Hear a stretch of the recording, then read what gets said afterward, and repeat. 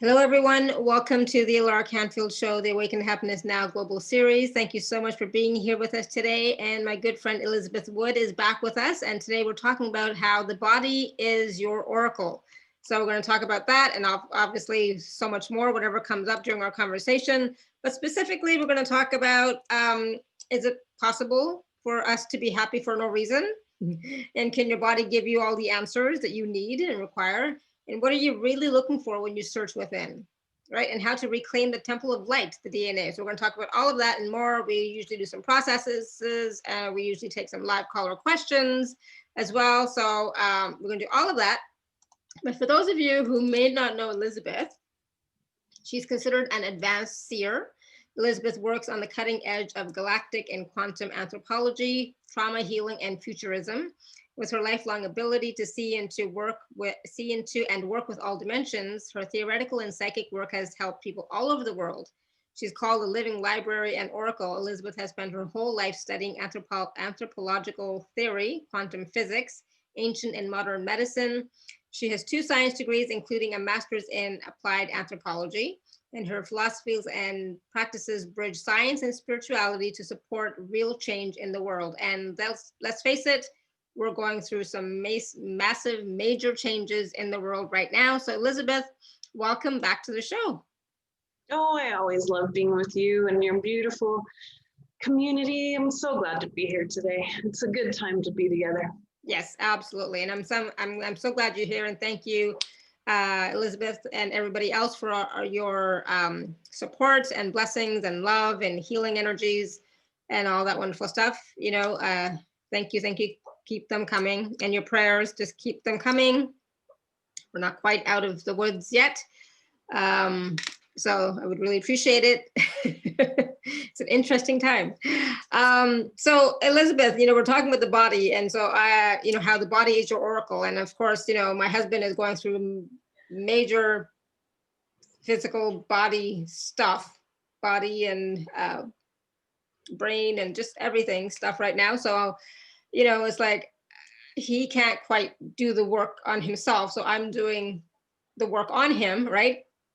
The best I can, as well as lots of other people.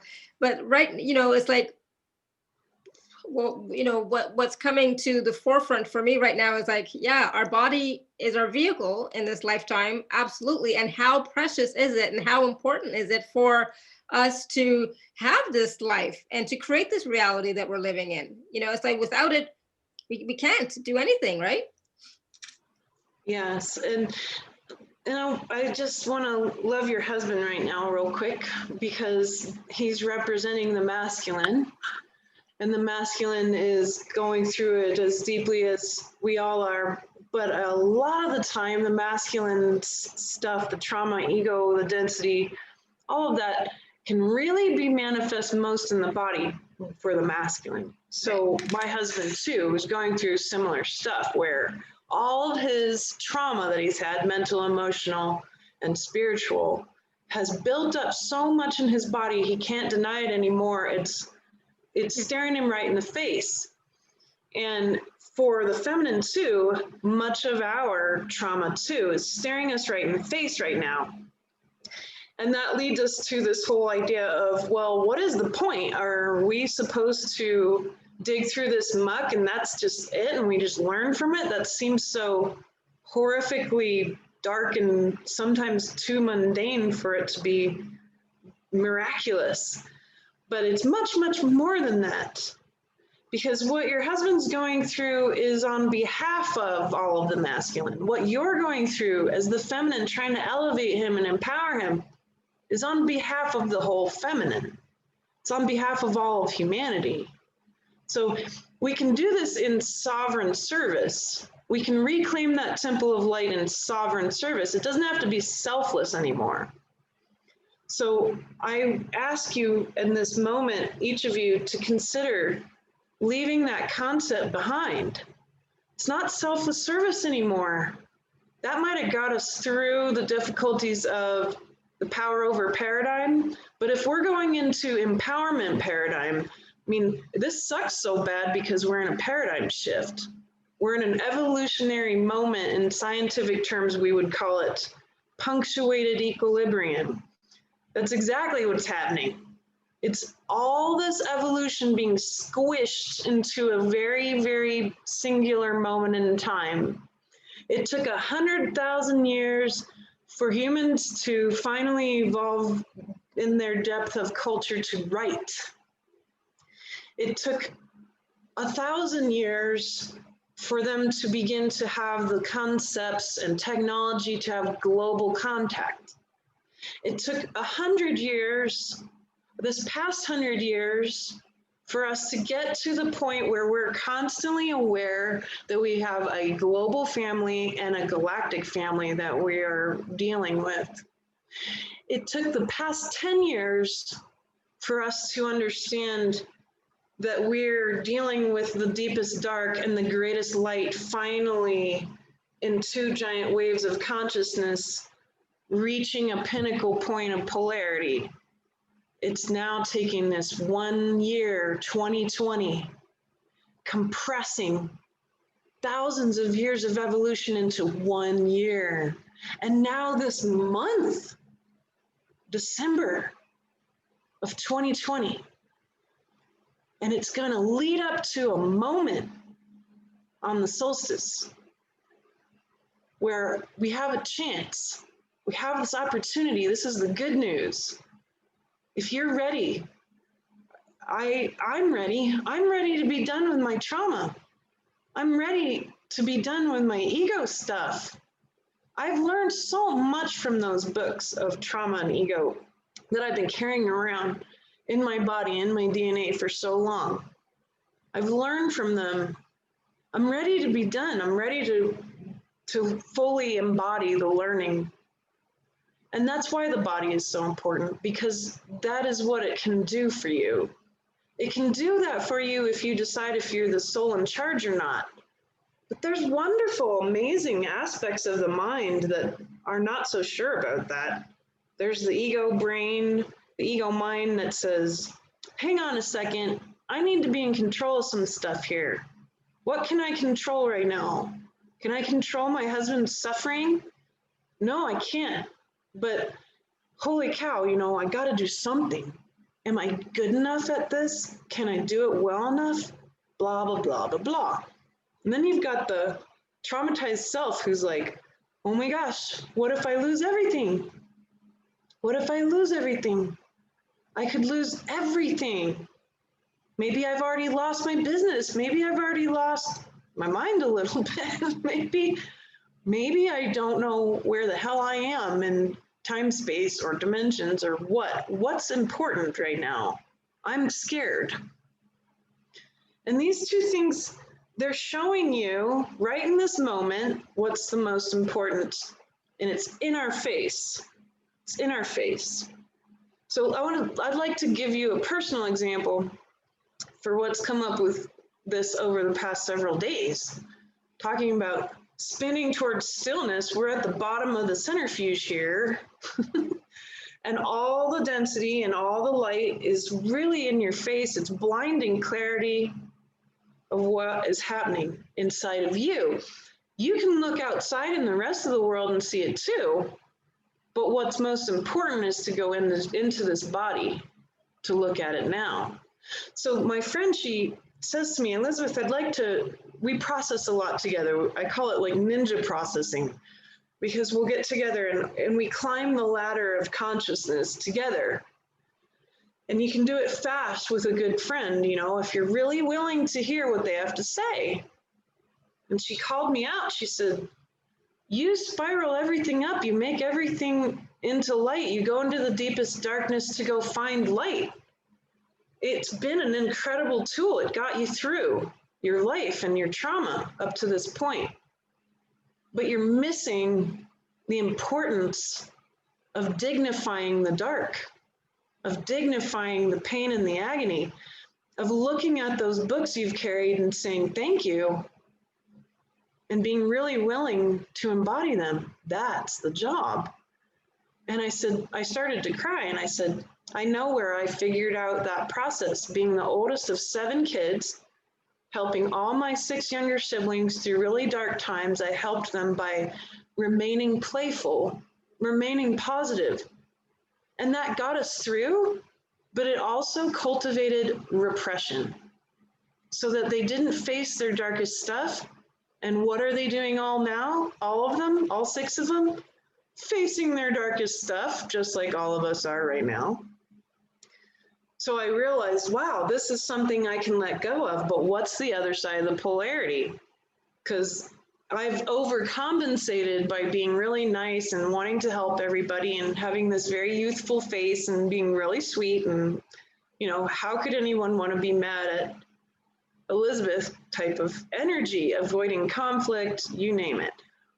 Well, the other side of it is this very cold-hearted, scientific, calculated, unfeeling part of me that no one knows because I haven't let anybody see it at all. But I need to embody that. I need to embody both of these. I need to allow them into my body.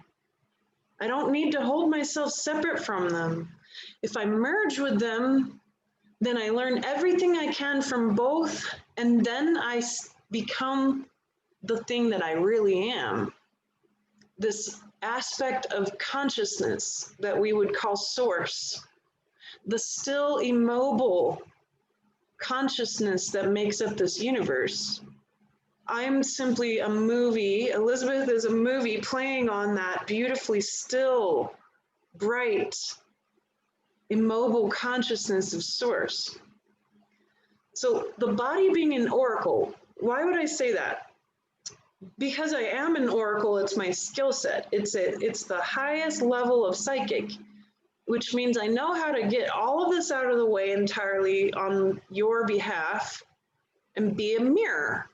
But I'm not just any mirror, I am wonder. So I love to read the book of Alara or the book of Ali or Lori or Beth or Pat. I love to read those books. I want to know those books.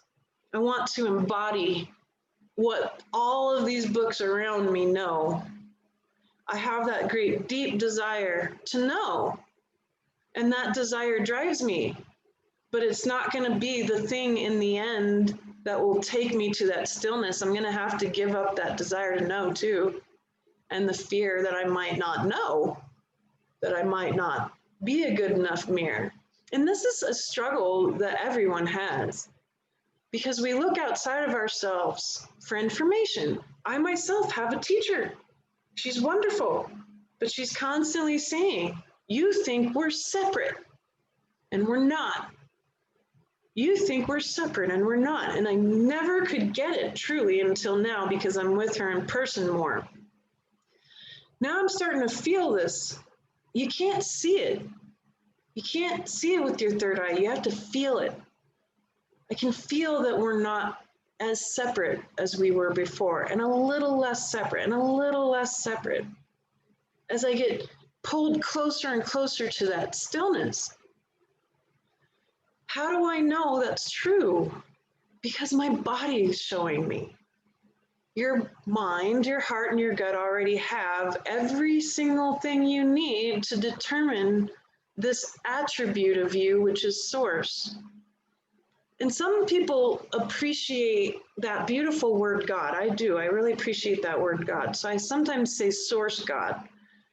But I envision it, or I perceive it not so much as a human, but more of a pure consciousness that is moving, moving, moving until it doesn't, until it stops moving when there's nothing to see. It's just source itself.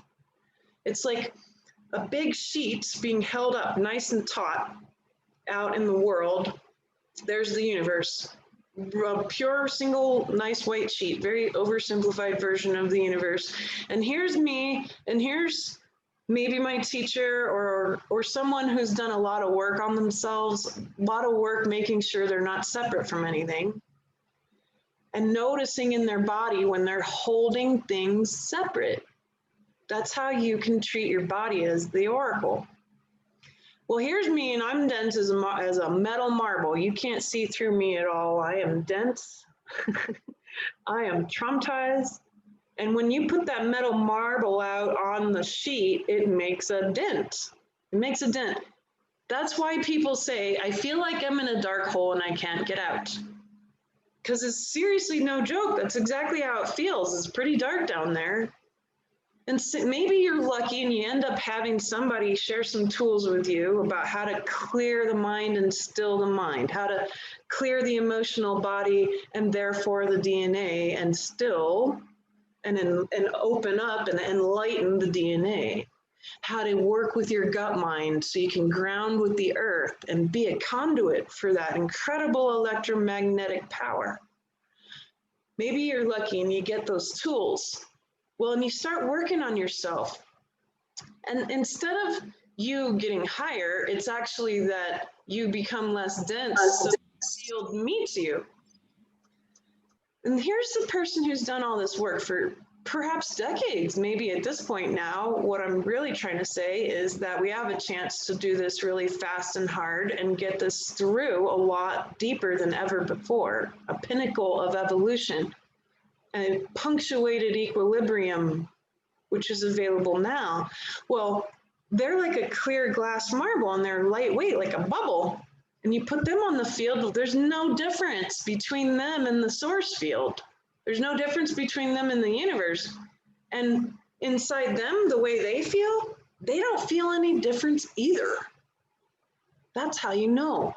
You already have the truth. Anything around you is simply interesting. If it resonates with you, then you're like, hey, cool. That really resonates. If it doesn't, that's not part of the library that you already have inside of you of all the wisdom of eons that you've absorbed as a conscious soul. And that's okay, because all those vantage points, they're still part of source too. It's an ironic part about mysticism to be able to appreciate vantage points that are so utterly and totally different than you. Like my son's father, he doesn't believe in this godlike consciousness that makes all of the universe at all. He believes in nihilism, in this void, and he's sometimes afraid of it and sometimes he loves it. I have lots of friends who believe the void is the ultimate end, and I'm like, I love the void. The void is amazing. If that's the ultimate end, what a wonderful place, the clear light of existence where there's nothing. Wonderful, let's embrace it. Don't be afraid, dive in. You can feel it when you're one with that or holding it separate. So the body shows you exactly what you need. It's wonderful. It leads to this moment, Alara, where you're like, wow, I'm in the moment. I'm not worrying about anything. Have I worried about anything today? No, not today. I haven't worried about anything. That's kind of weird. I'm actually kind of happy. Even though all this stuff is going on around me, I'm really happy right now. Wow. I have had this moment recently. It's new, it's fresh, where I'm happy for no reason. And I finally understand it because I could feel it finally, that I can be happy, that I can actually be full of this joy and love.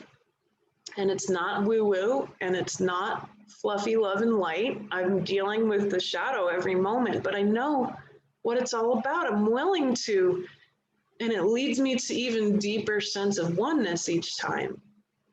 So that's what I'm seeing right now about what we're going through. It's so utterly, truly human and so normal and so good. And there's nothing that anyone needs to do except notice what's up for you right in the moment. It's there already available to you, everything you need. You don't need to worry about what dimension you're in. You don't need to worry about, you're exactly perfectly where you need to be. I know it sounds like the thing everybody's been saying, but it's so true more than ever in this moment of evolution. You know, a lot of people get it into their heads, all these ideas that I should be in the fifth dimension. Oh, I want to be even higher and higher and higher. But the truth is, you know, in this reality that we came to experience, right? This is where we are, right? And part of that is being in the body, with the body, co-creating with the body, you know, regardless of the dimensions. But it's like in the present moment right now, where are you, right? And it's the hardest thing to do, to be present. Yes, it is. Right. There's like this entire body of work around that, about how to bring your energy back into the moment. So when I find myself worrying about the future, as I do, I worry about money. I'm in so much debt. I come from that whole generation where we were purposefully sort of cultivated to be ignorant about money and debt. And that generation where the debt of college began to get amped up more than any other time. And so then, of course, without the rising of wages and then the rising in inflation of expenses, good luck trying to dig yourself out. Well, I worry about that because I was taught to worry about it. So what I do is I find that in that moment, I catch that mental process that's trying to protect me. That's all. It's just trying to help me survive. There's nothing wrong with it. So we can bow to it with gratitude. Thank you. Thank you so much for trying to help me. I'm the soul in charge right now. I have a different plan. My plan is to notice this now and how much it hurts in my body to be in so much debt, to worry about feeding my family. I want to feel that fully, because when I know it in my heart and in my gut, it has less power over me. That pain is exactly what you need to be looking for, because that pain is the burning away of the trauma around debt, not just for you, but for your whole lineage, because those are epigenetic memories around poverty and starvation too. So I love it when people point out the worry piece, because it's so basic human and it's exactly what you need. It's exactly what you need to know what is in front of you now that needs to burn away. I can easily bring up the pain of debt in my body right now, because I had a friend of mine get very angry at me and accuse me of being too frivolous about these sort of things. So I actually was really vulnerable and I laid out my finances. And I said, no, if you actually knew and now you know, I suffer with this. I endlessly suffer with it because I'm the breadwinner in my household. And if I don't make it happen, it doesn't happen. So I'm terrified. It hurts. It makes my throat hurt. It makes my chest hurt. It makes my heart hurt. It hurts so much. And so we welcome that hurt. I welcome the pain of this fear of poverty, the pain of worrying about this, of worrying about feeding my children, of worrying about starving to death. I welcome this in my whole body and field now. And then you breathe. And you can feel it dissolve. It might even move. So it like kind of moves up into my face here. And then it kind of goes through my temples. And it makes my arms kind of hot. So you just notice that. I welcome that. Okay, this is okay. This is here for learning. It can't hurt my soul. It can only help me to bring in more light. So now we've burned away a little layer of it. Let's replace it with some light. Dear heart, fill my whole body and field with deep gratitude for existence now. And take a deep breath.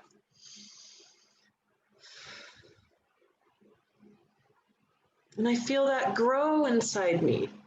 It feels like a plant growing, a flower like popped up and says, yay, dirt makes really good soil to grow in.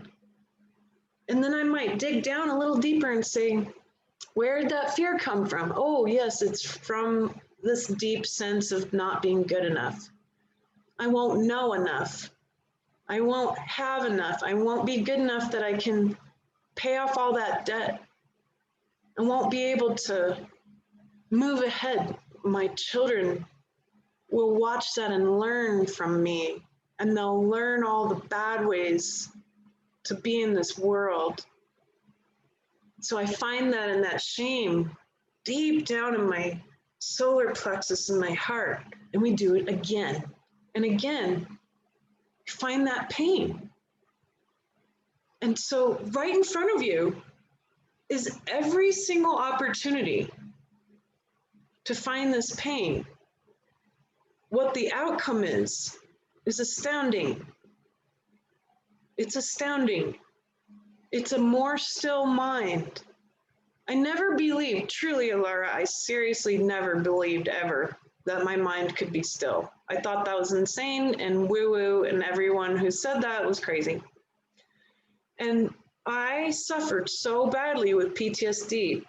I went to 14 different therapists, and most of them told me that I could not be helped and I was totally screwed. My PTSD was so bad, I was having serious physical repercussions because of it. And I thought, it's either I'm going to fix this or I'm going to die. And I had a little child at the time. And I thought, I really have to keep trying. I'm going to keep looking. So people would say, I'm sorry, I can't help you. And I'd say, okay, see ya. And I'd keep looking and keep looking. And finally, I was such at rock bottom. I told this guy, I'm like, I'm going to kill myself. I can't go on like this. Like, you don't understand. I literally cannot have feelings right now, because if I have a feeling, the whole dam's going to break. And my body's gonna like burst into flames or something. Like, I can't handle this. I'm gonna lose my mind. And he said, well, maybe you need medication. No, I don't need medication. I need help. I need somebody to show me how to manage this maze as I'm in it on my own. I don't know if I can help you, but I think I know a guy that can. And he calls this guy. And I go to him and I said, I hope that you tell me that you're not going to give up on me, because if you do, I don't know if I can go try to dig up some other therapists. And he says, well, I promise I won't give up on you. 6 months into therapy, he still hasn't given up, but he starts to cry one day. And I'm like, why are you crying? He says, because you haven't cried once. You haven't shown me an inch of emotion. And I looked at him, I said, I cry all day, every day. I don't need to cry in front of you. I need you to help me look at this maze and figure this out, so that when I'm in it, that I have the tools. I need you to be objective with me. Bing! It was like a light went off, and we got some work done. He finally looked at the maze outside of it with me instead of wanting me to walk into the maze with him. We stood up on the mountain, looked down in the maze. And these are the techniques I teach now. And he showed me different things, and I modified them until they worked. And one of them was to find those programs in your mind that run the show. Usually it's going to be this really controlling part of you and this really fearful part of you.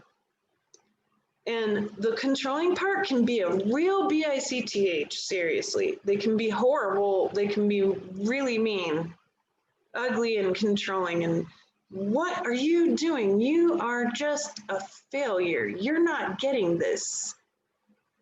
You're not good enough. You're not doing enough. Get yourself going. This part of you usually helped you survive some really awful stuff sometimes. And then there's the fearful part of you, the childlike self, the one that is really traumatized and hurting. Oh my gosh, I'm so scared. I am so scared. Some people are so overwhelmed by that, and some people are so overwhelmed by this one. Either way, some of it's both. Either way, those aren't you. Those are your trauma. They have had to build up so deeply that they've become egoic structure in the mind so that they could help you survive a crazy, corrupt world. If the world were perfect and nice, then we wouldn't have these two. And that's not what's happened. All of us have co-created this not so happy, nice world. And we're starting to realize, that's why we call it the awakening, that, hey, hang on a second.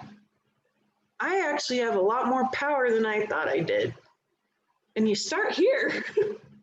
You start inside of you because that resonates out.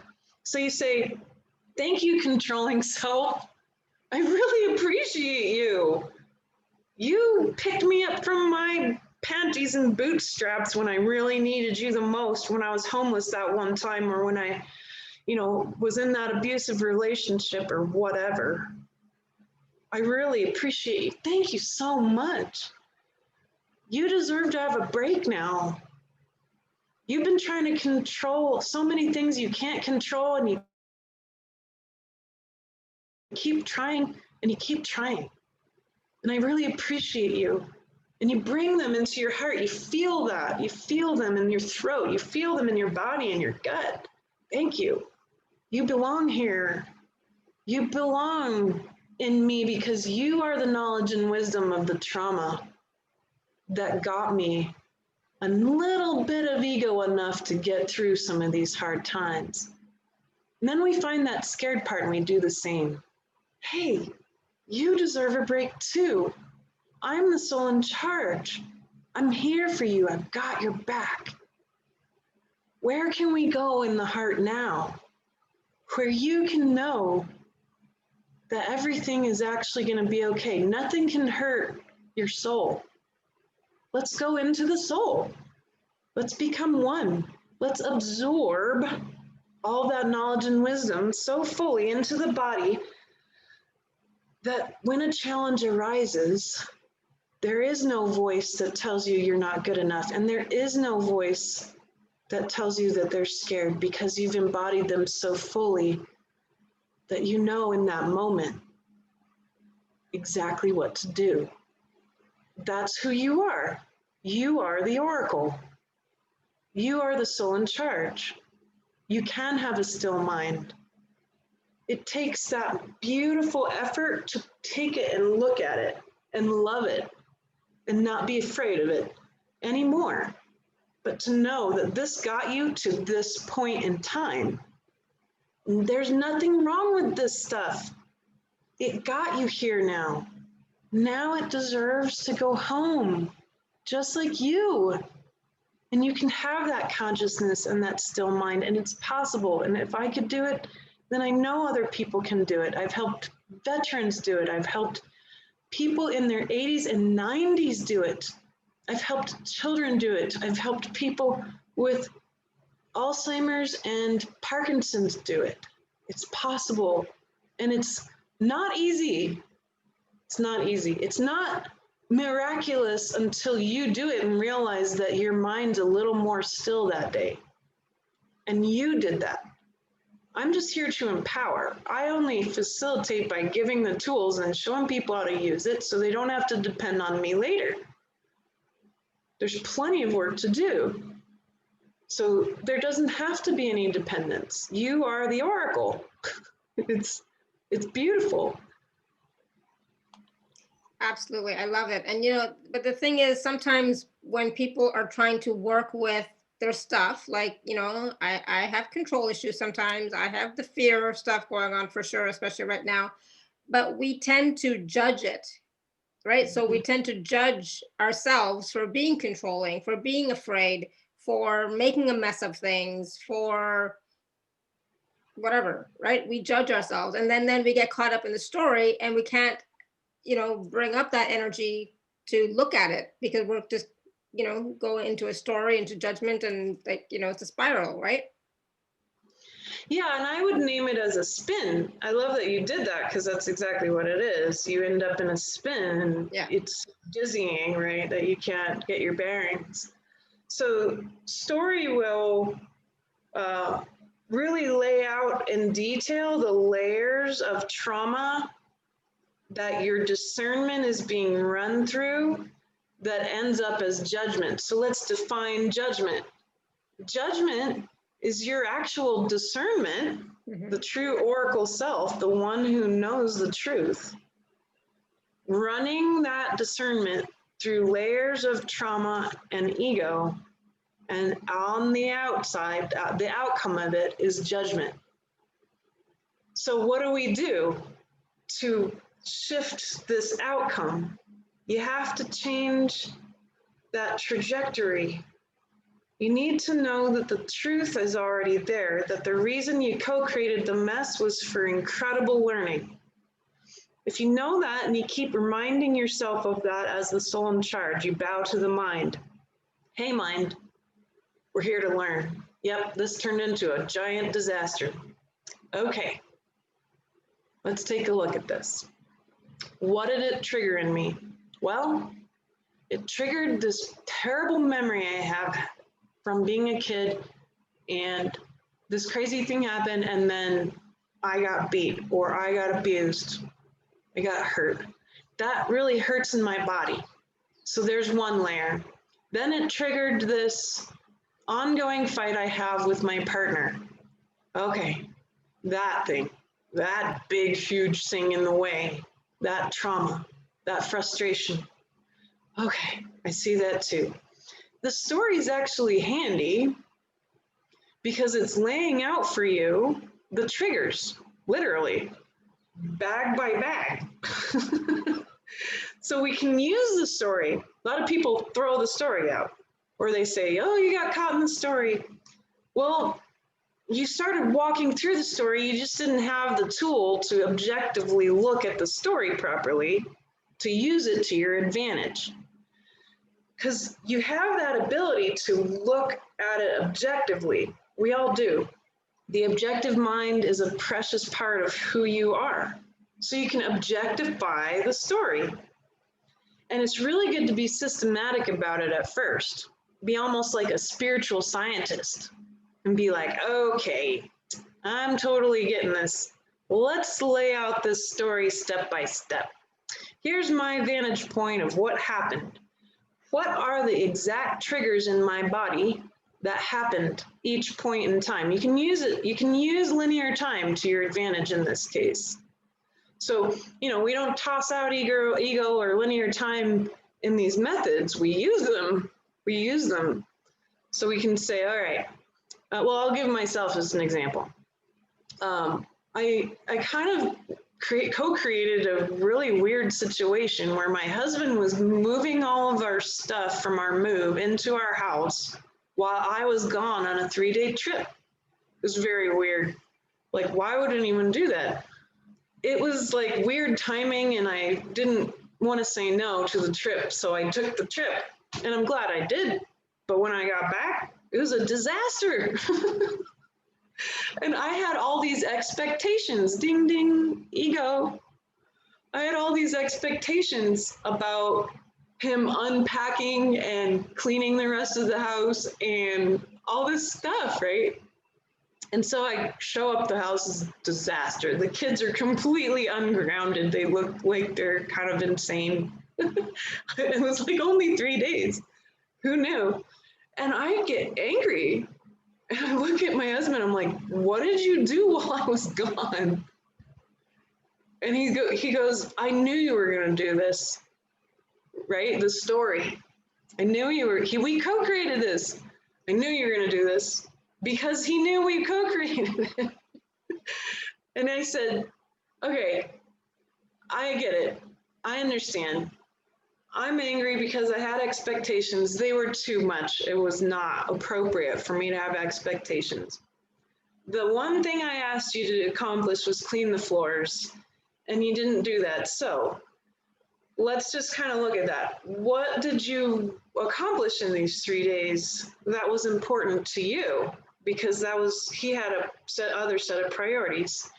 It was so beautiful. He said, Elizabeth, I dug out our first garden plot here in Ecuador. I really needed to be with the earth. I needed to get to know the earth here. And I felt like a total a-hole. So it triggered me really deep. Wow, I'm terrible. And so I went into that too and was like, you know what? That kind of counteracted my anger. And now I feel more neutral. I'm here. Let me help. Let's get organized. First, let's get the kids grounded. So I rub my little 4-year-old down with essential oils and get her from crying to laughing to asleep. because she hadn't slept the whole time, totally ungrounded. And then I give my little Leo daughter, 6-year-old, a bunch of love and attention and affection, and she just gobbles it right up and she's fine. My husband and I look at him, I said, let's work together. We're here. I'm your team member again. We'll move on. And he's like, thank you. I'm ready to do that. We had our house completely clean and organized in a couple of hours, and it looked like a home and felt like a home. But that's the co-creative cycle. It could have turned into a giant, traumatic, horrible, awful mess of a fight. It could have remained a disaster and overflowed into several days of disaster. We were able to co-create something differently because we were willing to own our own feelings in that moment. Drew was willing to own his own frustration and not project it on me. I was willing to own my own anger and my expectations and really feel them fully and welcome them because they were there for me to learn from. And then we could really take that as a jumping point and move upwards and onwards. So we do co-create all of these things, but in the moment, in the heat of it, instead of it turning into a story of you always do this when you get back from trips, Elizabeth, you always expect way too much. Well, you never listen to me and do the things I tell you that you need to do. You don't ever blah, blah, blah, right? That's the story. We can objectify it. He's watched me do it over and over now. He's picking up on how to do it, and we do it well together now. And we just keep looking at it from above. Okay, I see the set of events that occurred here. There wasn't anything wrong with me taking this trip. There wasn't anything wrong with you guys like just doing what you have to do. The garden plot is beautiful. It's exactly what he needed. He needed to get grounded because he just uprooted 230 years of family lineage from Kentucky. No wonder he needed to dig in the dirt for 3 days, for God's sakes. But objectively looking at it then, the story becomes the exact thing we needed to learn in that moment about how to manage this and how for it not to happen in the future. So now we'll have that forever, and we've embodied that wisdom instead of judging ourselves. It would be a lot easier for me to beat myself up in that moment and remain feeling like a total horrible person, projecting my anger on my husband who didn't deserve it. It could have easily turned into self-judgment, but that didn't have to happen because I could really rise up above it. And I call it actually the bird's eye view. It's a psychic technique. Literally, you just use your imagination and imagine looking above the situation and saying, what were the steps that led to this? How did each of those steps feel? I welcome those feelings. Let me feel them in my body. And as they do, they unfold, more light happens. And then this moment where my husband and I are like, we're a team and we did this together and we're going to finish it together. And it was beautiful. And sometimes our partner or the other co-creator is not in a well enough state to do that. Sometimes it's going to be you to carry it through. But if you can remain objective and notice that and see what their feelings are as they might be in the story. Drew could have stayed in the story. He could have stayed mad at me for having these too high expectations. And I still would be able to, and this is the practice, notice it, mirror it back. You know what, babe? That's right. I totally understand why you're frustrated at me. That makes sense. Yeah, okay, you're right. I had too way high expectations. I can really see that. I can feel that. That's true. I can hear you. I hear that you're really mad at me right now, that I didn't notice you did all the laundry for like 5 weeks. Thank you. You're right. I didn't. You're right. I could be doing this a little bit better. I could word this better. We mirror it back. We don't have to have an opinion all the time about someone being in their story. We can actually just notice it and allow it. And then that person watch what happens. They begin to be lighter and brighter because you just acknowledge them. You didn't have to put your opinion on it, or an and, or a but, or a me, or an I. You just simply listened to what they had to say and you mirrored it right back to them. It feels really awkward to do that, but it is a very powerful spiritual technique and a very powerful scientific communication technique. We mirror it directly back. I hear you. You're very frustrated that I didn't communicate to you about my new phone number. My son's daddy writes me this crazy email about how angry he is. You are right. I hear you. I haven't been communicating to you. And then when they're ready, there's going to be and even through email, there's like this, thank you for acknowledging me. That's when you can explain to them why you weren't able to do all of that or why you did what you did.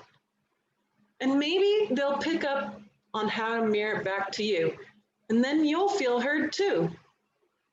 But when someone can feel heard in that moment, that's amazing. You can do it to yourself. Can you mirror it back to your ego self who's judging you? I hear you. This is my new friend. I hear you. I hear you. You're really frustrated at not knowing where the heck you are in the dimensions or the ascension process or whatever. You are so frustrated.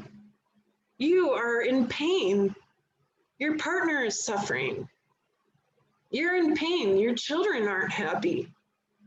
You're in pain because your teenage son won't stop playing video games. I mean, seriously, real life here. Or the scared version of you. I hear you. You are terrified of the dark still when you're in your 40s. I hear you. You're terrified that you're going to get possessed. You're scared that the world's going to end and everyone's going to die. This is real.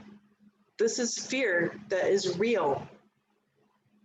How would it feel for you to actually acknowledge those voices inside of you and bow to them and give them a chance to feel their true feelings fully? And then to welcome them just as they are. How would it feel for them to feel heard so deeply that they become still? That's what you can do now. That's what's possible. That's you being the oracle. That's you being happy for no reason. I love that. Yeah, absolutely. And that it brings the power back to you, right? I mean, it's very empowering. I was going to say you're in control, but forget about that word control. But it's very empowering, meaning, you're dealing with the situation, right? You're looking at it, you're being objective, you're not judging, you're not going into the story per se, but you're looking at it and saying, okay, what is really going on here? And you're being present with it. That's the big thing, being present, not being in your head, not being in the future, not being in the past, but right here, right now, in your body, looking at it and working through it, right? Looking at it, working through it objectively without going into judgment. That's huge, yeah. Right? And that takes practice. I'll be honest, it's going to take practice. It sure does. I'm still practicing, clearly. But I want to point something out about our words too. Yeah. Because some people, when you use the word empowerment, it took me forever to actually feel anything around it because I really didn't understand what that meant. Like people would say, I'm here to empower you. And I'm like, that's nice. I have no idea what you're talking about because I really haven't felt it. So I have no experience with it. But let's actually dig down into those words. The word power. Well, in mysticism, power is light. Mm-hmm. Light is power. So when someone is empowering you, they're showing you how to gain and retain more light. And that light merges with all the light of existence around you. It begins to merge more and more and more, and you don't feel separate from anything anymore. So empowerment is enlightenment. Mhm. It's becoming more light. And light is consciousness. Yeah. So light, power, and consciousness are like the holy trinity of mystical concepts. They're all the same. Light, power, and consciousness are the same. So if you simply say, well, I'm working on my consciousness, that's a perfectly valid concept. It's the same as saying, I'm working on being more empowered, being sovereign. And it's also the same as saying, I'm working on being more enlightened. And that's so what we're doing all the time. That is really all we're all actually doing, right? That's it. That is our how we're operating, how we're functioning. But it's more than that. It's about, you know, recognizing that we are that light, right? That we are that consciousness, we are that power. And, you know, I love how you're saying that the more light we are, which is like, you know, there's less separation between us and everything else and source. Everything is source, you know, but I'm still separating it just because of linear thinking, right? Yeah. But right, but there is like the more light we are, the more, like you said, we merge into source, consciousness, etc. And that's what we're all trying to do, whether we know it or not, right? Yes. Whether we Yes, know it it or not, that is what we're all doing. And the thing is like some days, you know, it's a lot easier. You know, I have no problem. Other days, like a little bit more challenging, right? But one of the things that you mentioned right now about, you know, those wonderful negative thoughts or fearful thoughts or, you know, I have had in the past a lot of fearful thoughts, a lot of negative thoughts, not a lot of, you know, suicidal thoughts, you know, etc. And so for me, it's like I don't want to engage in that, because for me in the past it had been because of entities and really powerful, you know, scary, you know, crazy entities, you know. So for me, you know, when I start to have those thoughts, it's like, oh, now it's like, okay, hold on, okay, let's clear this up, you know, let's get rid of this, because I know that that's become a pattern, right, for me, right? So I don't want to engage in that per se, because I know if I do, what can happen, what's happened in the past. Make sense?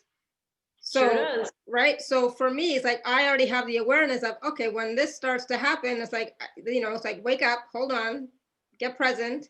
Is this an entity? What do we do here? You know, like, can we take care of it? Can we get rid of it? Whatever, you know, kind of thing.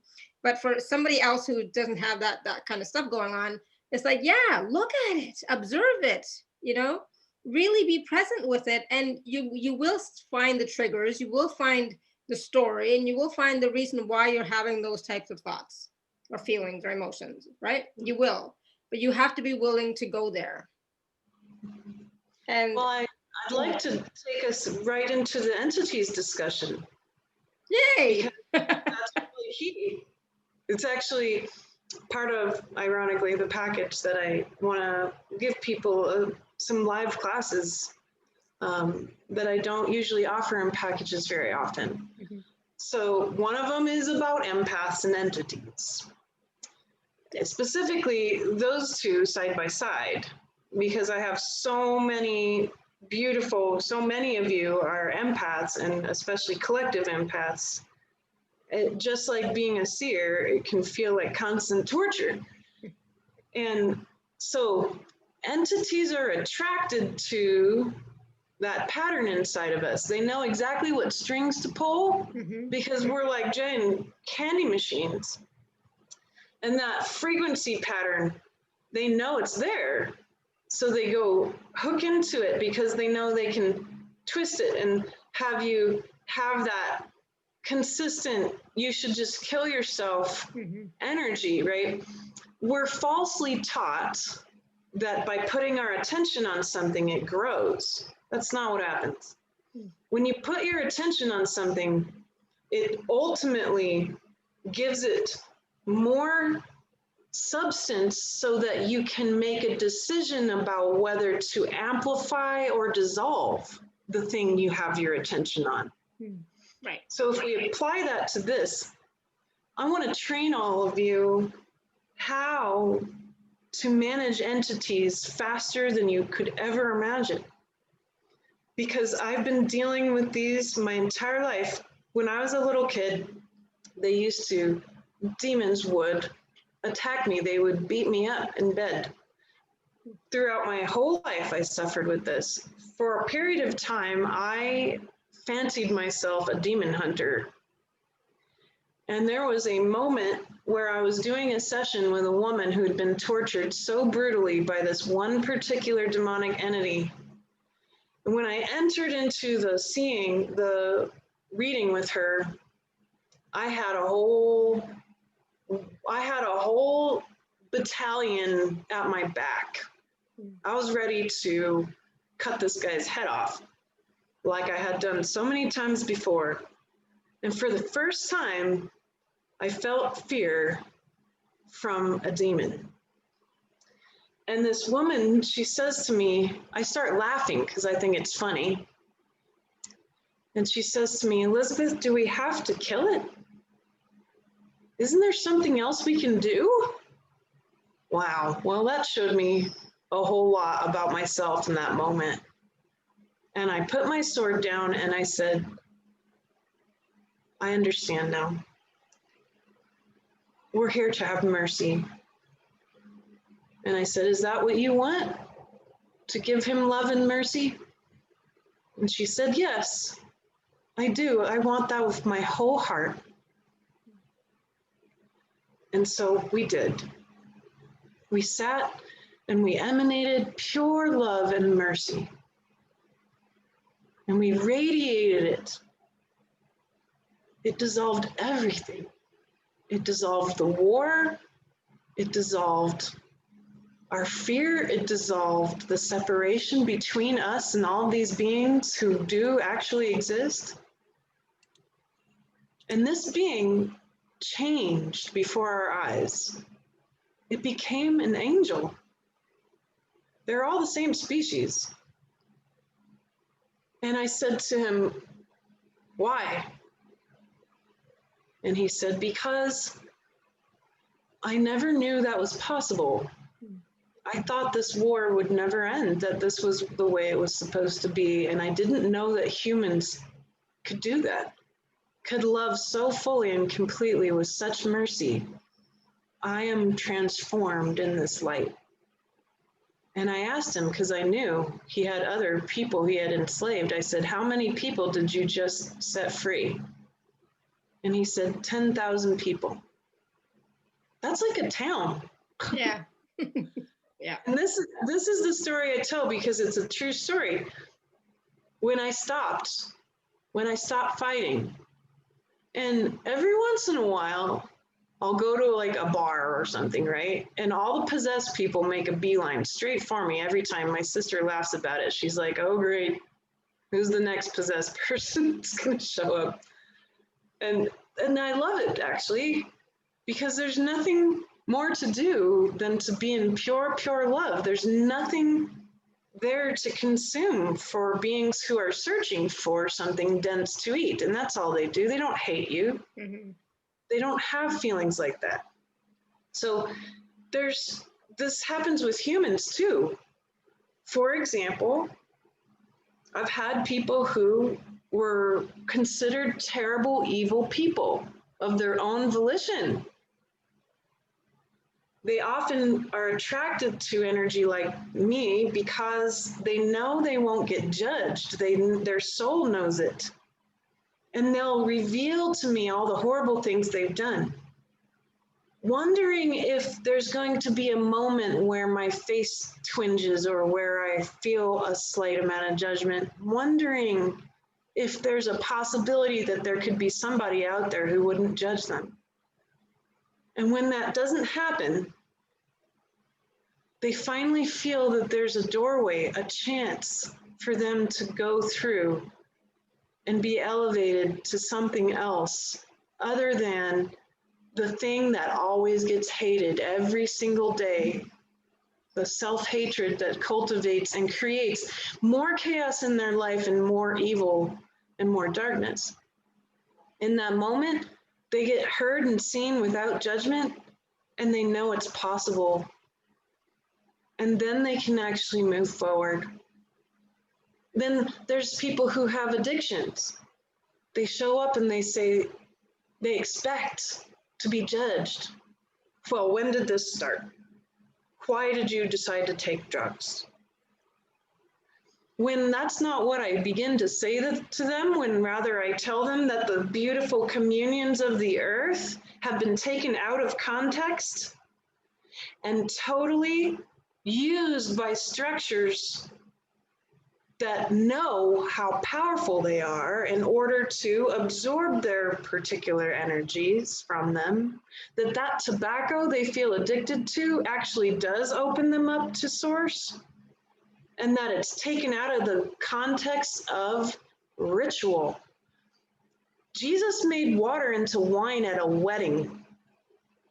Tobacco was originally used in shamanic healings. Marijuana, ephedra, and opium were used to write the ancient Sanskrit texts in ritual. When all these things are taken out of context and used by structures that have a lot of power over, that's what causes addiction. Not the plant itself, but the feeling that you get that one little connection. I asked a young woman who was addicted to cocaine, what does cocaine do for you? It makes me feel connected for a little bit. And I said, that's real. What's not real is the structure that uses you and abuses you around that. Instead, it needs to be replaced by a very proper, more pure, more safe ritual. It needs to be replaced by the shamanic, spiritual, emotional, mental training that can give you that connective sense permanently. Ding! She really believed after a half hour that she could get out of that addiction because she was given the truth about what was really going on. What's really going on when we have entities attached to us all the time, or we are driven crazy by the maddening bombardment of human hatred, you should just die, all humans are a scourge on the earth? Familiar? That is going to cause more and more and more possession, oppression, etc.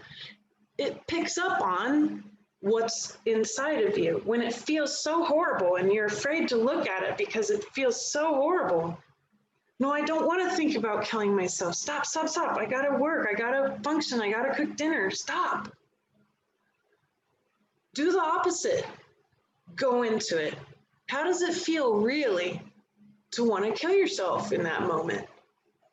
Notice it. Notice what part of yourself gets triggered. Is it the fear part? Is it the control part? Is it both? Love them. Let them have a voice. Hear them. Well, I want to kill myself because I'm so scared. And I think that maybe it's right that humans are a scourge on the earth. I'm terrified that that's true. I want to kill myself because this is unbearable. I can't have any control over my life. I can't handle it anymore. This is too much. It's too much. I hear you. It's too much. It's unbearable. It's painful. You're afraid that this might be real and true. I welcome you in my body now. I welcome this. And then take a big, deep breath.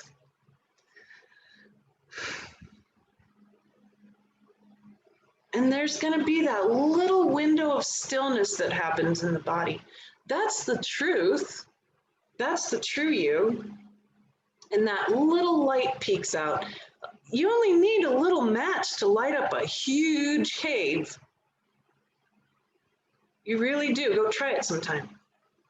A little tiny match, and it lights everything up.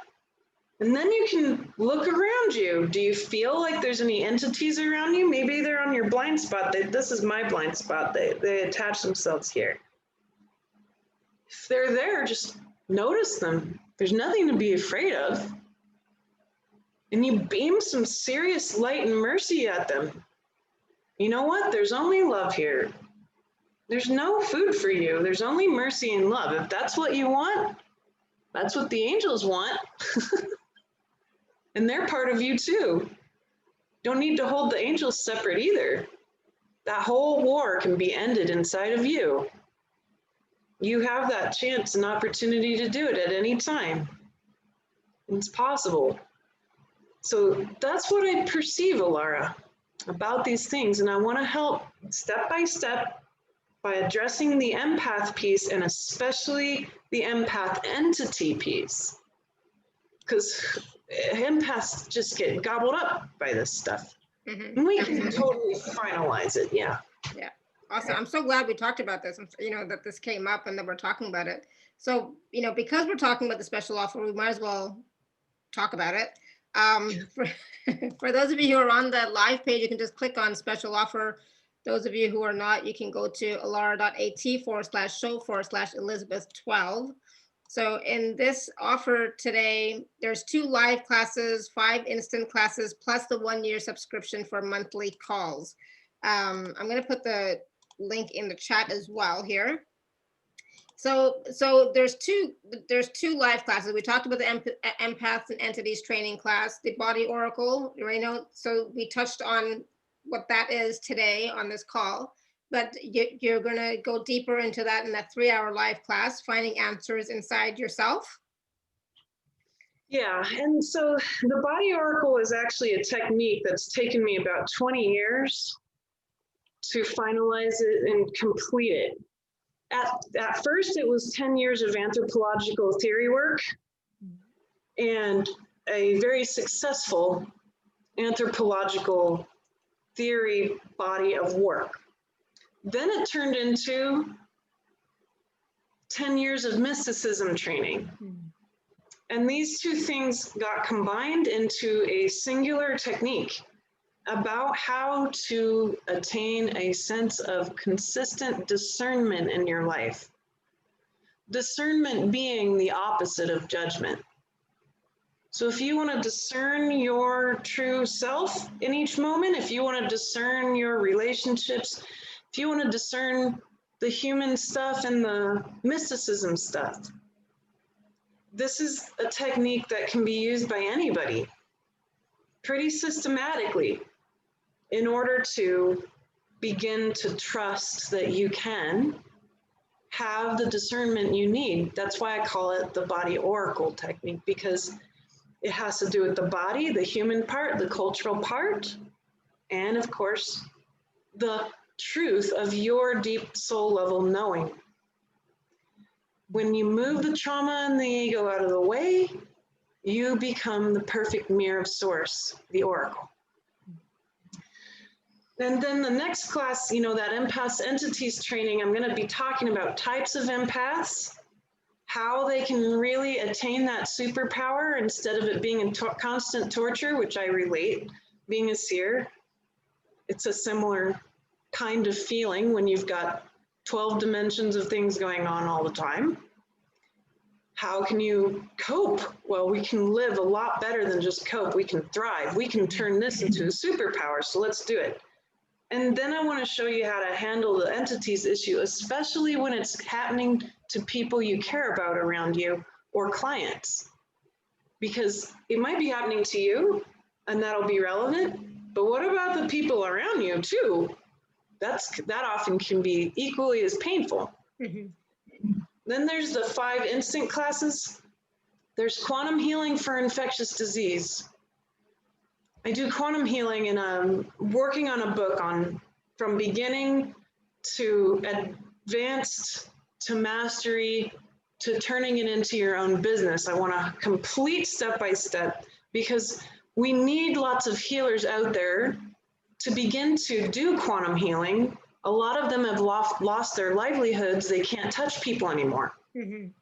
So there is that body of work. And this is a good place to start, is how to understand infectious disease from a quantum healer's perspective. And so that can be really handy for all of us. It doesn't matter if you're doing healing work or not. If you just want to learn about it for yourself and your family, this is a completely unique concept on infectious disease. And it's going to give you a boost up to know wow, there's so much more about this than I ever imagined. Mm-hmm. And then there's these 5 classes, I call them multidimensional mastery. One of them is the playground of time. If you're really done with this whole leaking your energy into the future and the past thing, I have a whole class for you. Not only is it a class about how to stay in the moment, but it's also about this whole other axis. Usually we can think of the XY axis, right, in algebra. Well, there's this other axis. Usually, you know, with time, it's forward or backwards in linear time. When you hang out in the moment, there's this other way to look at time, zooming in and out of reality. And I want to train you to do that, but I also train you on how to help your family and friends be more present, so they're not driving you crazy about talking about their exes and all the past and all the future and all of that. Because eventually when you drop the whole past and future worry piece, you'll notice immediately when everyone's leaking their energy. And then it's like, well, then now what? So I want to help you with that part too, because it's very real. And then there's the equations of enlightenment. I love to look at patterns. It's one of my talents as a theorist. And I like to see patterns in consciousness. So I watched very carefully to follow and notice the trajectories of people who attained these higher states of consciousness that we might call enlightenment or other things like that. Mm-hmm. And I found that there were 3 very specific ways of looking at that process that are equations. And if you know a step-by-step like A plus B equals C, well, dang, that's way more easy to apply than, say, read the Ramakrishna and then absorb it. It's, for me, as a scientific mind and a more mental person, I need an equation. And I think that this can be helpful. Then there's the soul skill sets class. It's all about all these different soul skill sets I've seen. About up to this point, I've done probably about 8,000 individual sessions. So I've worked with a good body of people, and noticing what skill sets have shown up in humanity. What does the soul bring to the table that's beyond what your personal individual Elizabeth or Alara or whomever experience is? There's these soul skill sets that actually define a lot more about your trajectory. So for example, I'm a healer, I'm a warrior, and I'm a seer. And those 3 worked really nicely to get me into the moment now where I'm at. But that doesn't mean I don't have access to other skill sets. It just means that I hung out in the Library of Consciousness more, reading those books for a good reason. But the whole library is open. And I added a bonus class on how do you know which one is yours? Because I list off all these different ones and they all sound so nice. Why can't I have them all? Well, how do you know what you have first so you don't have to reread any books? And then you can say, well, I'd like to dabble in alchemy now. I've had my time doing warrior stuff. I'd like to do some alchemy. I'd like to learn about that. And that can really give you a lot more exciting, beautiful work to connect with. Then there's full body discernment class, which is different than the body oracle. It's a very quick, fast way to say, should I be here right now? Should I take this job offer? Is this the right person for me to date? The very human level questions that we're like, I don't have time to do a whole body oracle thing about my whole life trajectory or whatever. I really need a real quick way to discern, is this a yes or a no? How do I know? Well, I want to show you how the body talks to you. So that class is about how the body talks to you exactly. And it can really go nicely to support the body oracle technique. And so that's the full package. And of course, if you like to play with the package, you get added to the email list. And I do a free monthly call at the end of the month so that we can start bringing the personal to the universal, talking about the matters of the moment. And then we build a pillar of light as a gift to the world. The next one will be Madagascar. everyone they've run out of water and people are dying. So it's time to give back. And that's how we give back as a community. We build pillars of light with our mind, heart, and our gut, with our bodies and our spirits, as transmitters of prayer and transmitters of hope. And we did one in Yemen.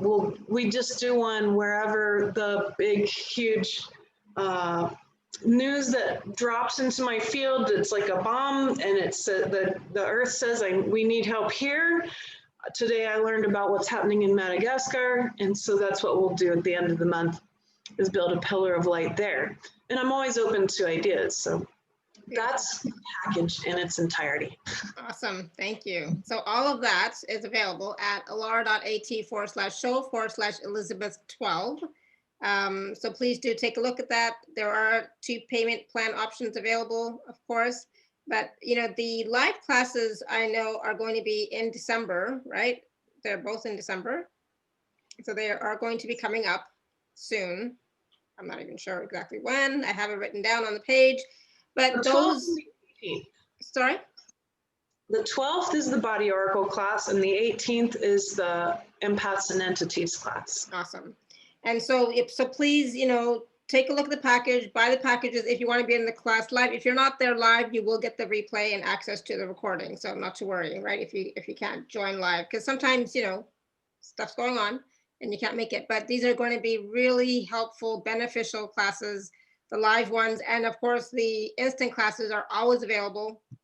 Lots of information, lots of training, lots of skills for you to learn to help yourself and help your family, friends, and clients as well, right? So please do take a look at that. And it's always so much, Elizabeth goes above and beyond. So she gives more and more and more and more. So there's always so much to receive from Elizabeth. So please do take advantage of that. Okay, so Elizabeth, what else did you want to do today? Did you want to take any questions?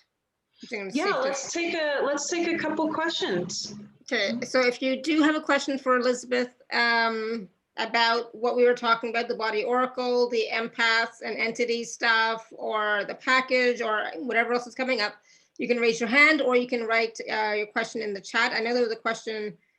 Oh, let me find it. Hold on one second. From Iona, how to embody the shadow and learn the message from it. Right, so let's kind of make sure we have the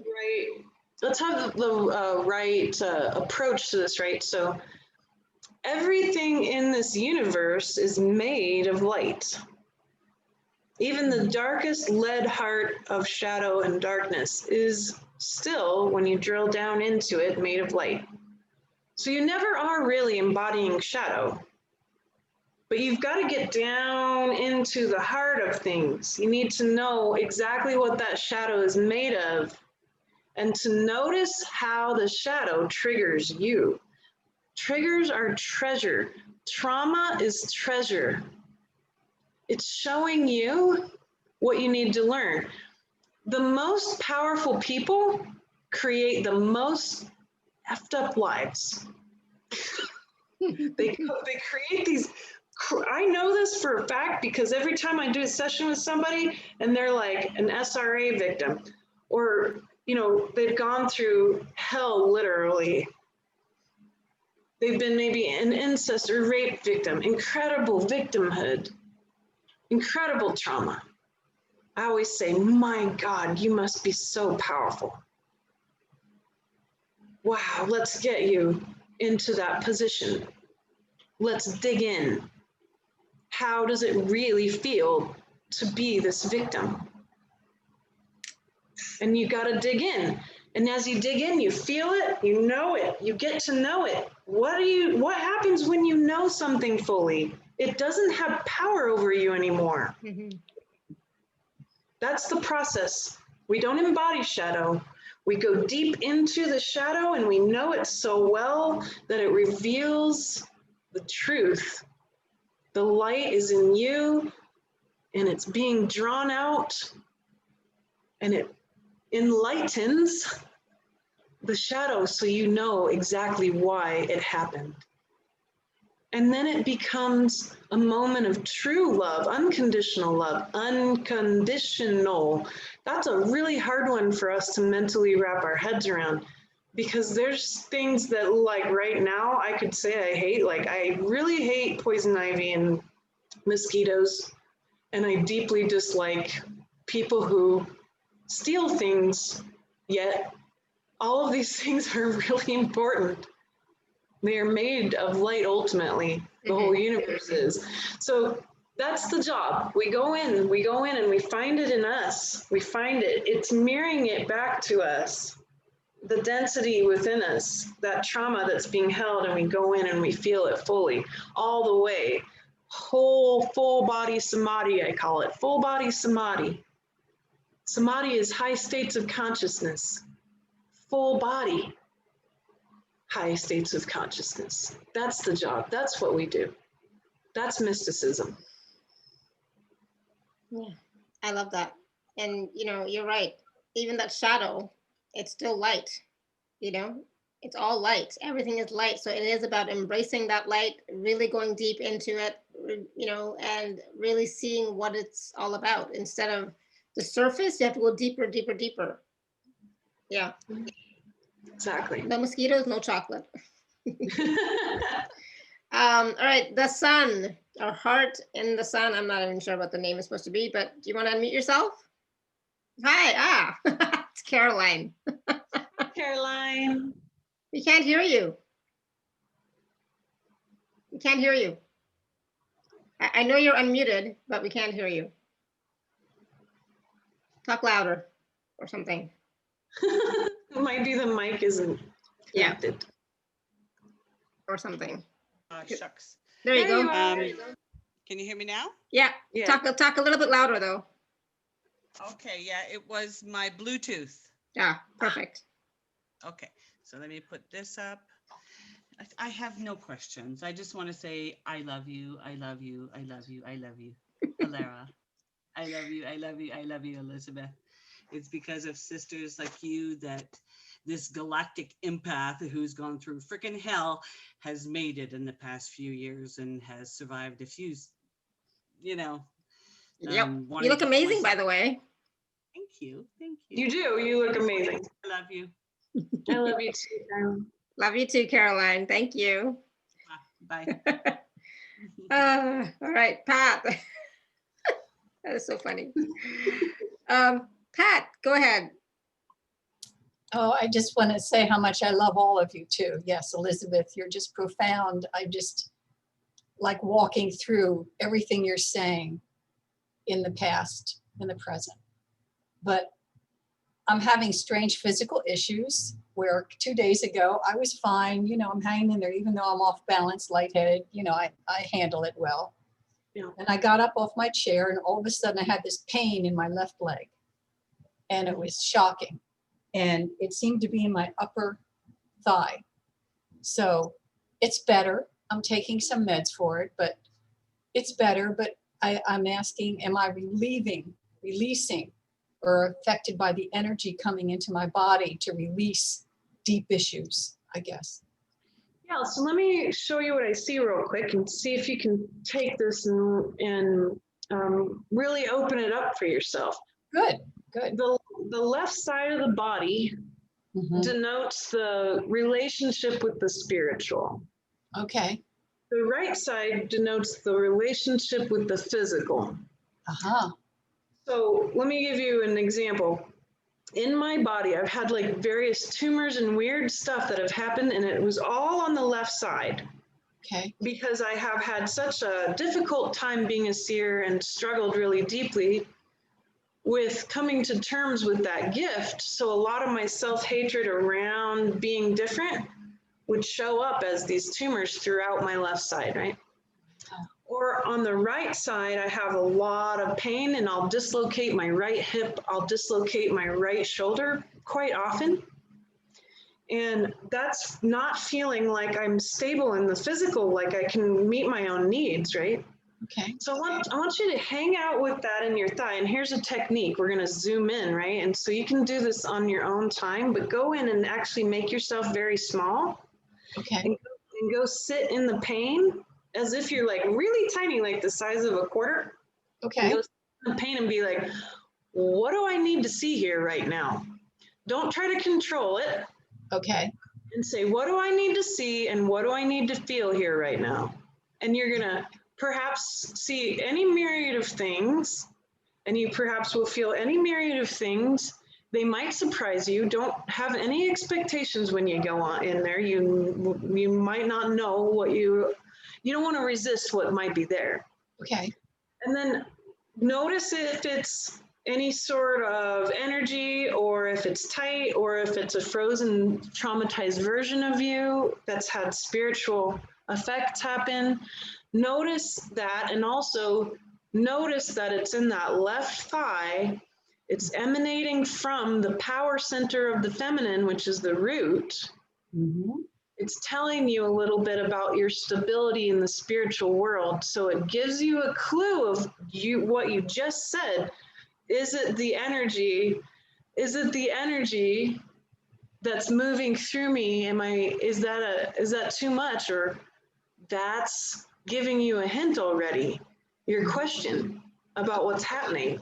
Okay. So you'll just make yourself small and notice it. And then when you are reconciling it and you welcome it, right? That's the next step. You welcome it. Hey, this is really okay. All this, whatever it is that you see, you open yourself up, you allow it.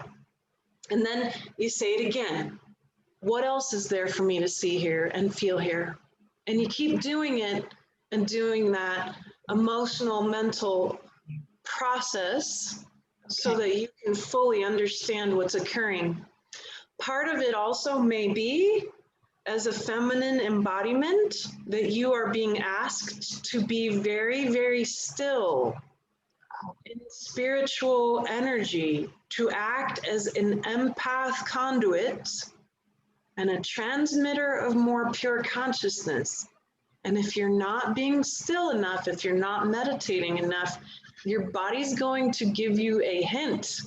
My teacher, she's 71 and she fell and really hurt herself. She almost broke something and she's like, it happened on my left side and I know I must be still. So I'm gonna meditate more. And she knew what the message was because she's clear enough to receive it right away. And most people, need some practice with that, and that's okay. And that's what we're here to do now. You and I just co-created this conversation so you could get the message that you needed and the technique to help you with any further physical pain from here. Okay. Thank you so much. You're welcome. I'm so grateful. So grateful. Thank you, Alora. Thank Yeah, you. I'm glad you asked, Pat. That was great. Yeah, Hey. good. Thank you. So because Pat asked, I'm going to ask a really quick question. So, for my husband, so he had a stroke in the left hemisphere of his brain, which has affected his right side, right? His right side is weak. He also had stuff in the front cerebellum, the right hemisphere of the brain, the back, the brainstem, and he's being challenged with extreme hypertension. So, I'm, working with him energetically. He's not coherent right now. He cannot really talk. Okay. No, 1 word, 2 words, that's about it. Yeah. And he can't move his whole right side, right? No. Yeah.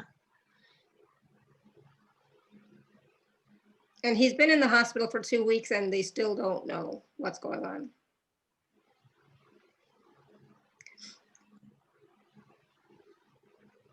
And I can't visit.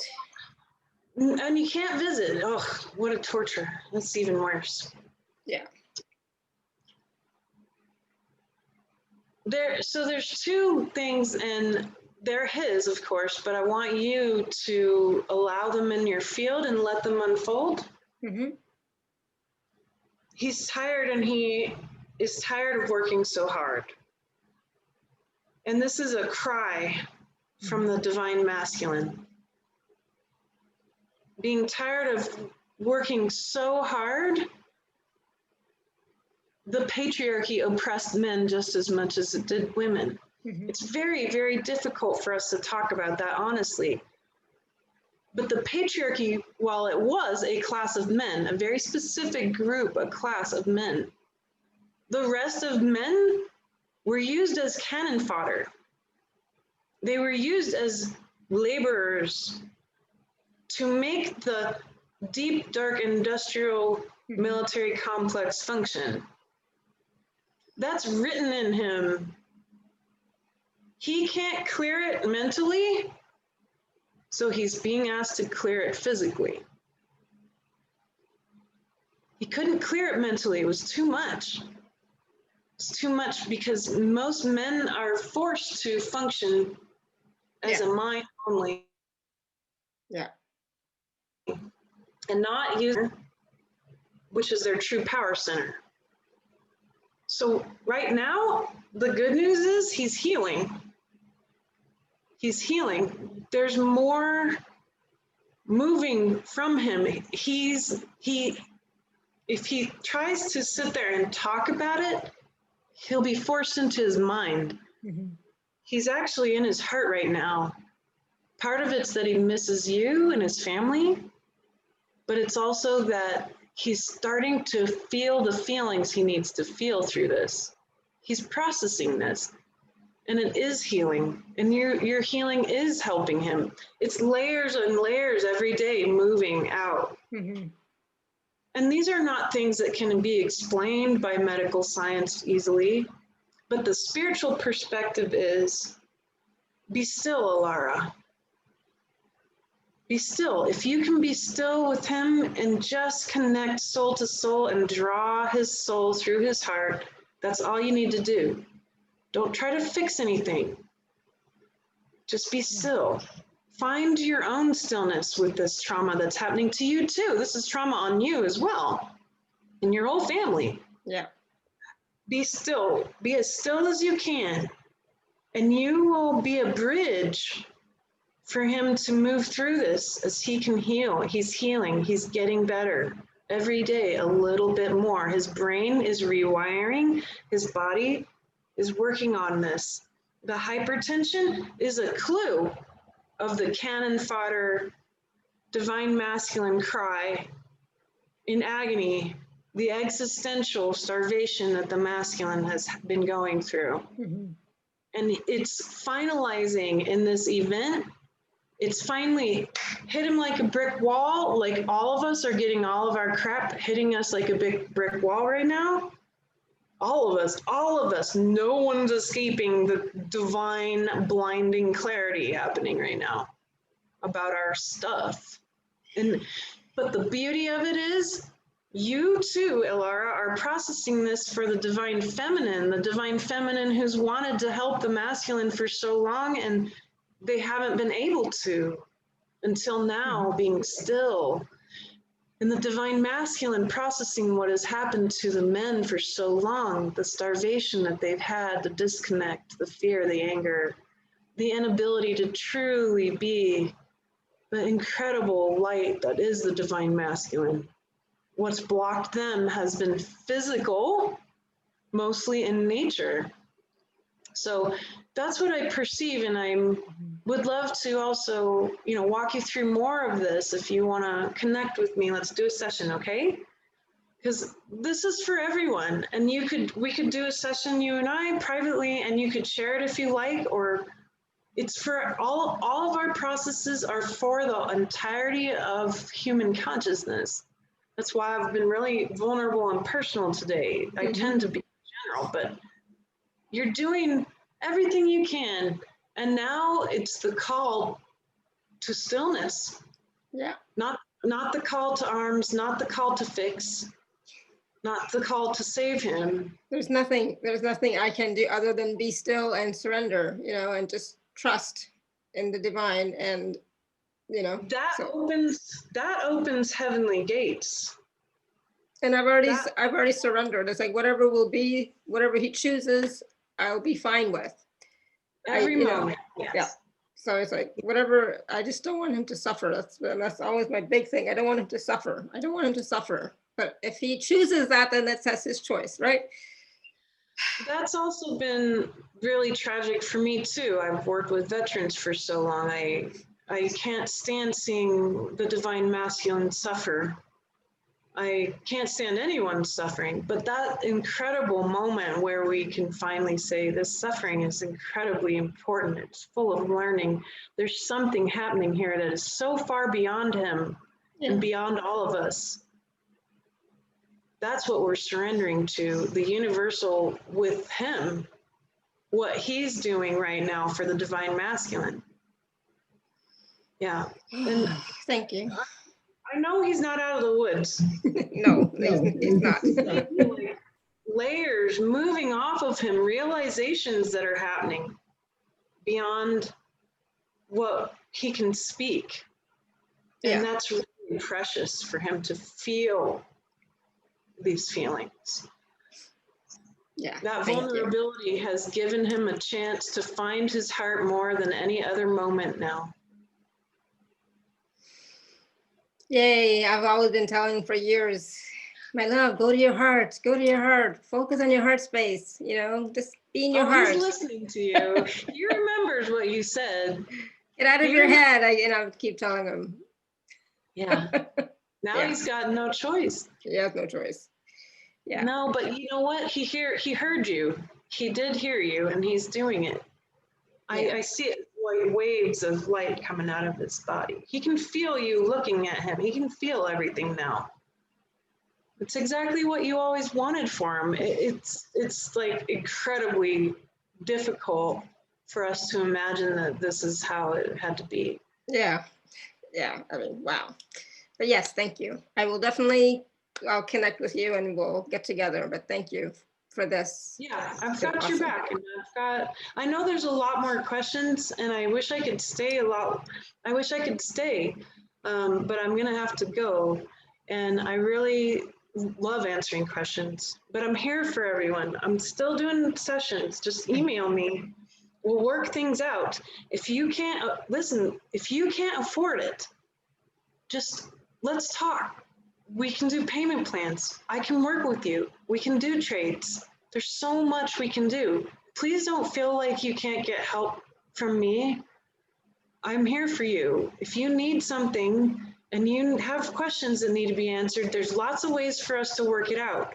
I told my husband I was taking December off. And then we got here and I said, I can't take it off because I can see so clearly all the people, they need my gift right now. They need me. It's okay. I'll take January. Let's get through December. It's crunch time. Yeah. I'm here for you. I'm here for you. Let's work it out. And the classes, a lot of them are sometimes exactly what you need. So see if that resonates. Whatever, I'm here. Yeah, and even with the classes, there are payment plans available, so take advantage of that. But Randy says we went deep today in real, totally real. It's like the information that Elizabeth shared, the processes, the tools, they work. You have to use them, so please do use them. Thank you, Elizabeth. I wasn't gonna bring it up, but Pat brought it up, so then it's like, okay, I might as well ask too. I love you, and I'm glad that you're always vulnerable too, and your journey has helped everyone here so much, and I know all of us are just loving, lifting you, your husband, your family up, and we won't stop. I have something to say before we're done here. Elizabeth, all of us together. Hi, Caroline again, just on a different Go ahead, Caroline. Since we're all here, breathing together is so powerful, right? So if I may suggest that we just take all a breath together now, and we send Alara first on a breath after a second breath out, not all, but a lot of love just to her heart for her healing, so she can be strong for her hubby, and then another breath together for her hubby. It's always for the highest good, but when we two or more gather, we know how powerful this is. So can we do this now? Yeah, Yeah, so okay. I'll help guide that too. So You go ahead. Yeah, we'll drop go ahead right with you. into it, Caroline. Perfect. So this is our practice. We're putting our attention on Alara first with the first breath, and we're asking for the dissolving of any blocks to her stillness. We're asking for the amplification of her light. So we use that attention to make those decisions. So with the amplification of Alara's light, which is source, and the dissolving of any blocks to stillness, we ask for that now with our attention on Alara with a deep breath.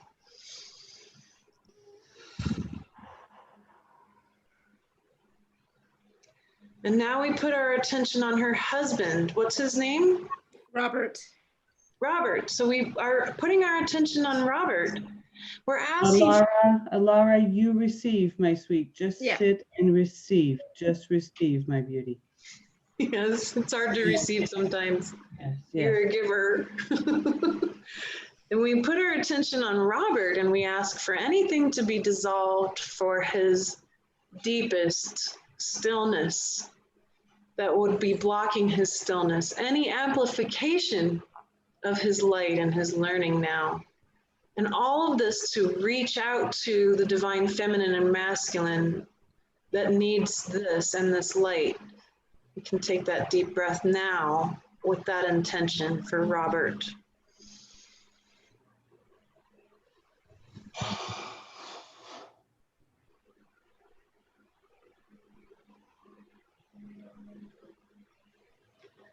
Good. And we co-created this together for this moment, Caroline and all of you here, myself, Alara. It is deep. It's exactly what we need right now. Vulnerable, deep, real. This is evolution happening before our eyes. Thank you. Wow. Thank you, Yeah. Caroline. Thank you so much, everyone. This was awesome. So I'm always like so grateful for unexpected blessings and unexpected love and gifts. So thank you, thank you, thank you. It's, you know, it's a lesson in receiving for me too, this whole process. Yes, it is. It's so challenging. I relate. Yeah, you're not used to it, but I've gotten better at it, you know, asking and receiving. And it's like, yes, yes, yes, yes, yes. Because all I'm, like I say in other calls, I've said all this love and kindness and has been, you know, this source in action, divine in action, showing me how supported we all are, how loved we all are, and how worthy we all are. And, you know, maybe my husband and I co-created this so that we could all see how truly worthy and supported we are, you know, so, and loved, and how the divine is always present in our lives as us and as in everything else, you know, there's no separation. And that's the thing when you're talking about that, there is no separation. So it's like, it's beautiful. It's so absolutely beautiful. It's perfect. And whatever will be, and I'm okay with that. Kind of. Yeah. I hear you, and you have up-leveled in this tragedy to ignite it more than ever before. You're more clear than you've ever been. And thank you for being our friend. We've all needed you during this journey, and now you need us, and we're here for you. Don't make me cry, but thank you. I appreciate that. All right, everyone. So, you know, yes, thank you for everything. And this has been a wonderful conversation. Please go back and watch and listen again. It's on Facebook as well. It'll be on YouTube. It'll be on the podcast and in the replay email in a little bit. But go back and watch again, because there's so many nuggets of wisdom, so many, you know, and it was all so real, you know, like Elizabeth really brought real stories, real examples, you know, from her life, you know, like true, real. This is not about just something airy-fairy. This is happening in life, you know, and the tools and processes that you can use to help you as well. So thank you, Elizabeth, for being vulnerable, for sharing your stories and your love and your support. Thank you, thank you, thank you. So appreciate it. My pleasure. I love all of you. And thank Thank you, you. everybody, for your questions, comments, feedback, your love and support. Thank you, thank you, thank you. Until next time, may you continue to be blessed with an abundance of joy, peace, love, happiness, prosperity, and radiant health. Sending you all much love and blessings always. Bye for now. Namaste. Bye, everyone. Bye-bye.